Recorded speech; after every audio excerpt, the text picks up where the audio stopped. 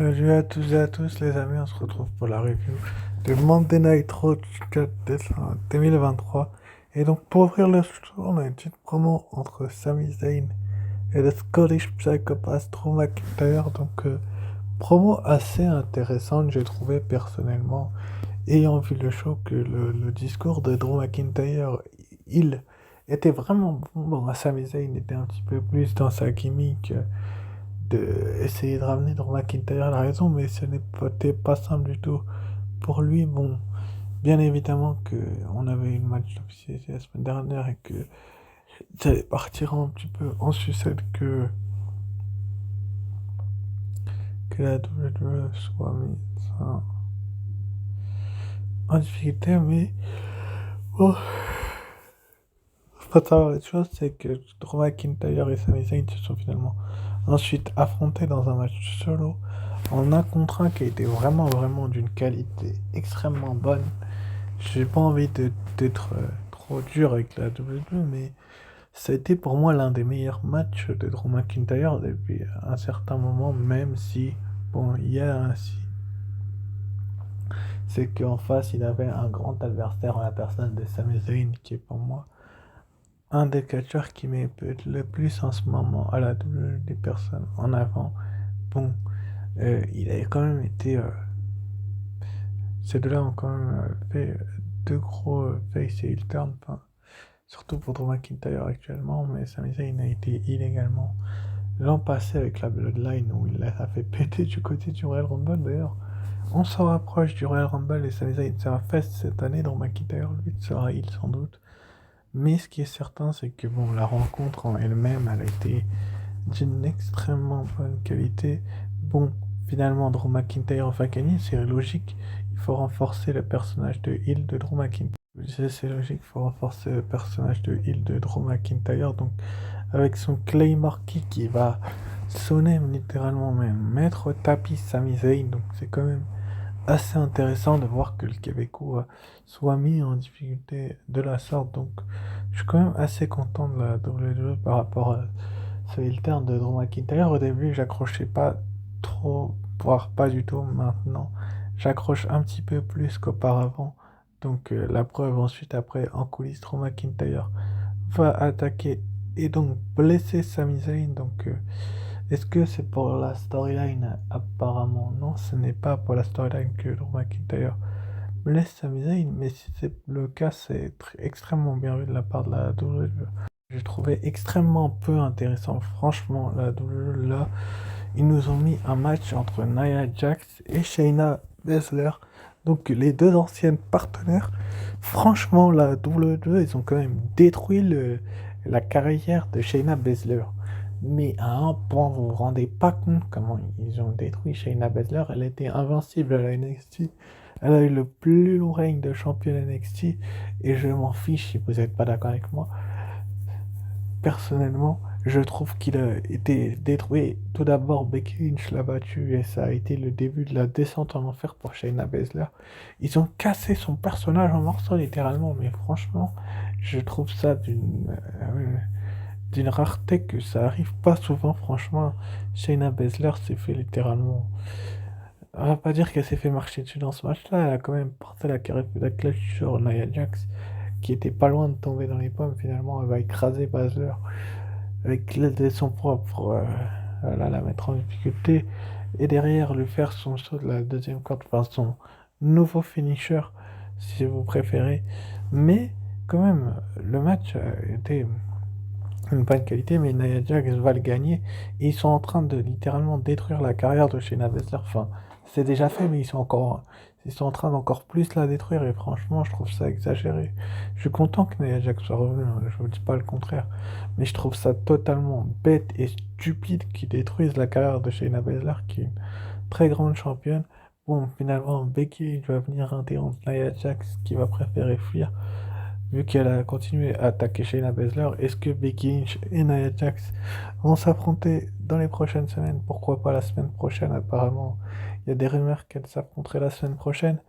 Espérons que Nia Jax soit remise en place par Becky. Bref, le début de show était à désirer, j'ai envie de vous dire, les amis. Ensuite, après, donc on a eu le Two of Three Falls Le match hein, de meilleur des trois manches entre DIY, donc Thomas Ciampa, et Johnny Gargano face à Ludwig Kaiser et Giovanni Vinci Imperium. Justement, en parlant d'Imperium, Gunther a eu une discussion avec Adam Pearce concernant son prochain adversaire. Est-ce qu'on en saura un peu plus la semaine prochaine? Ce n'est pas improbable, mais en tout cas, pour ce qui est de ses acolytes, Giovanni Vinci et Ludwig Kaiser, enfin, oui c'est ça, bah, ça a été bon, un match que beaucoup d'entre vous attendaient et qui était vraiment, vraiment d'une beauté. Enfin, franchement, je l'ai trouvé bon ce match. Je suis pas un grand fan d'Imperium, mais ce match-là a été d'une rareté, d'une très bonne qualité. Mais bon, c'est dommageable quand même que le résultat soit assez souvent le même. Mais bon, c'est comme ça, c'est la WWE. Ils changent assez rarement les résultats de leur rencontre. DIY avait besoin de gagner. Bon, ils étaient en train d'enterrer la carrière de Johnny Gargano, mais il est en train de remonter la pente petit à petit. Donc il va finalement remporter la rencontre avec son partenaire Thomas Ciampa. Donc DIY va apparemment remporter la rivalité parce que apparemment c'était le dernier affrontement de la rivalité. Je dis bien apparemment parce qu'avec la WWE, il y a d'autres affrontements qui se passent derrière. Mais bon, si c'était le dernier, c'était très bien de finir comme ça, parce que ça montre tout simplement que Thomas Ciampa et Johnny Gargano sont deux excellents catcheurs. Ensuite, après, donc, on a eu un tag team match féminin. Natalia et Tegan Nox, les anciennes aspirantes numéro 1 au titre par équipe féminin, qui étaient opposées donc à Kaden Carter et Katana Chance, donc un match par équipe que j'ai trouvé, bon, on va pas dire qu'il a été mauvais, mais il a été dans les moins bons matchs du show. Je vais m'expliquer pourquoi. Je pense que déjà, ils ont un manque de temps avec leur division féminine et que tout simplement, bah, c'est des catcheuses qui ont besoin de temps pour justement performer. Mais bon, il a quand même été d'une bonne qualité, malgré le manque de temps. Mais ils peuvent mieux faire avec ces quatre catcheuses-là. Et surtout, avec Natalia, beaucoup de gens pensent que Natalia est finie, mais je suis pas du tout d'accord avec eux. Natalia est très loin d'être finie pour ceux qui croient ça finalement. Donc Kaden Carter et Katana Chance ont gagné.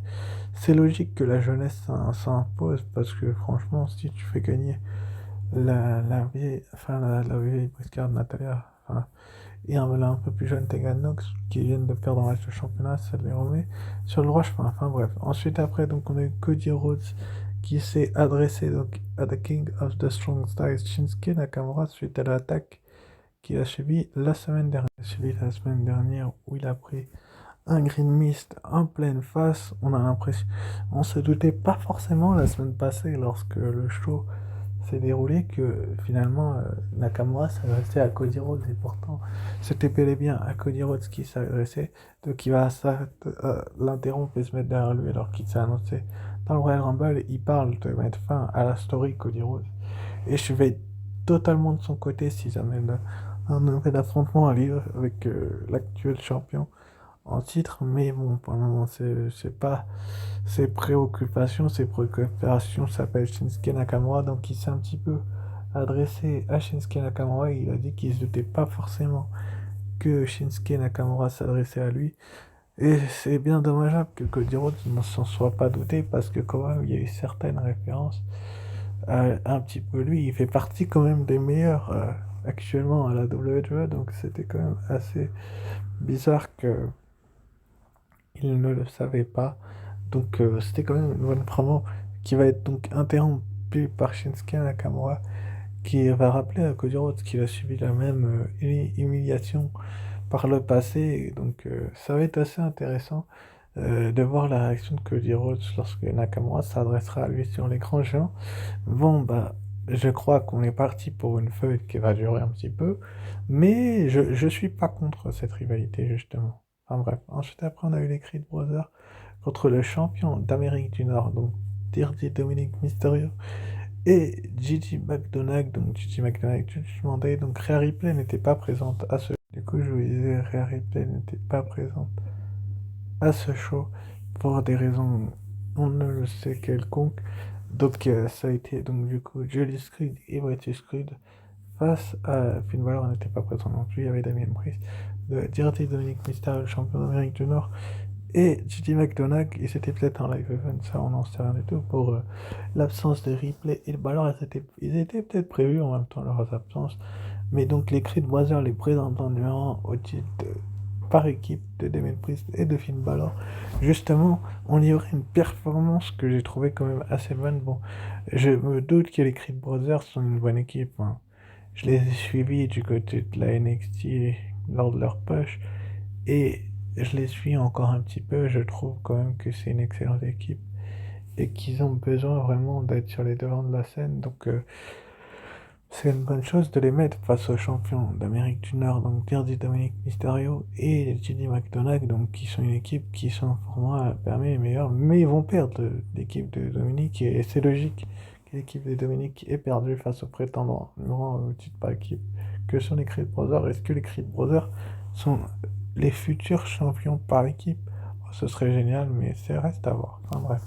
Passons à la suite. Donc Adam Pearce a annoncé à Seth freaking Rollins juste avant son match de championnat contre Main Event Jey Uso que la semaine prochaine il s'apprêtait à signer du côté de Raw CM Punk. Et Rollins, tu as dit, j'en ai carrément rien à serrer en fait. Mais il a clairement son Main Event, donc Main Event Jey Uso contre Seth freaking Rollins pour le World Heavyweight Championship. Ce match a été vraiment d'une qualité, mais j'ai l'impression que Main Event Jey Uso cette année il a progressé, mais à un point que je pense que très peu de fans de lui de l'année dernière et par le passé pensaient le voir à ce niveau-là. Lorsque Cody Rhodes l'a ramené du côté de Raw, je pense que pas beaucoup de gens croyaient que Main Event Jey Uso serait à un tel niveau cette année. Franchement, il a gagné le World Match, il a gagné le respect de champion du monde, Seth Rollins. Il a quand même fait une superbe prestation. Bon, je vais pas vous cacher la déception qu'il a eue à la fin de ce match, mais quand même, il a fait une performance que je pense beaucoup de catcheurs lui envieraient personnellement, parce que de se retrouver dans le même ring que Seth Rollins, ce n'est pas donné franchement à tout le monde, les amis, je vous assure, hein. Et je dis pas ça pour vous faire plaisir, mais Rollins c'est un catcheur qui a besoin d'énormément de talent pour être mis en avant. Mais bon, on va bien voir si Seth Rollins va gagner. Et oui, il conserve donc son titre de champion du monde poids lourd face à Main Event Jey Uso. Mais bon, on voit la détresse de Main Event Jey Uso vu la performance qu'il a livrée. Ça peut se comprendre, mais bon, c'est Seth Rollins en face, le champion du monde, l'un des meilleurs. Donc Main Event Jey Uso va finalement se faire attaquer par Drew McIntyre qui va arriver. Il va lui foutre un de ces Claymore Kick des familles, mais les gens, j'ai jamais vu une tête voler comme ça. Drew McIntyre a vraiment la rage, Rollins va vouloir le sauver. Il va se faire prendre une superplex, Jey Uso va se prendre une superplex sur la table des commentateurs, et le McIntyre va l'attraper par la moustache, je te promets, pour la suite des événements McIntyre qui veut le titre. Et donc annoncé pour la semaine prochaine, donc on a Cody Rhodes contre Shinsuke Nakamura. Donc ça va être un match assez intéressant qu'on aurait pu attendre le Rumble pour l'avoir, mais qui promet vraiment parce que Shinsuke Nakamura est un catcheur hors du commun. On aura également le retour du Best in the World CM Punk, donc qui sera ce vendredi du côté de SmackDown pour ceux qui ne le savent pas, mais il sera également de retour au prochain Raw pour signer dans la branche rouge. Et Adam Pearce l'a loupé. A loupé Randy Orton, il ne fera pas CM Punk, enfin ça m'étonnerait. Enfin franchement, ça a été quand même un bon Raw dans l'ensemble. Et je vous remercie encore une fois d'avoir suivi cette vidéo. Pour ce qui est de la vidéo du meilleur heel et du meilleur face de l'année que je vous ai parlé, le rappel est bien là. Sans doute ce week-end, peut-être vendredi soir ou samedi, on verra. Et sur ce, je vous remercie d'avoir suivi cette review. Il y a eu pas mal de points positifs et un peu de négatifs. Donc je vais mettre un 14 sur 20 pour ce Raw et je vous dis ciao, bye et à très vite pour la review d'NXT.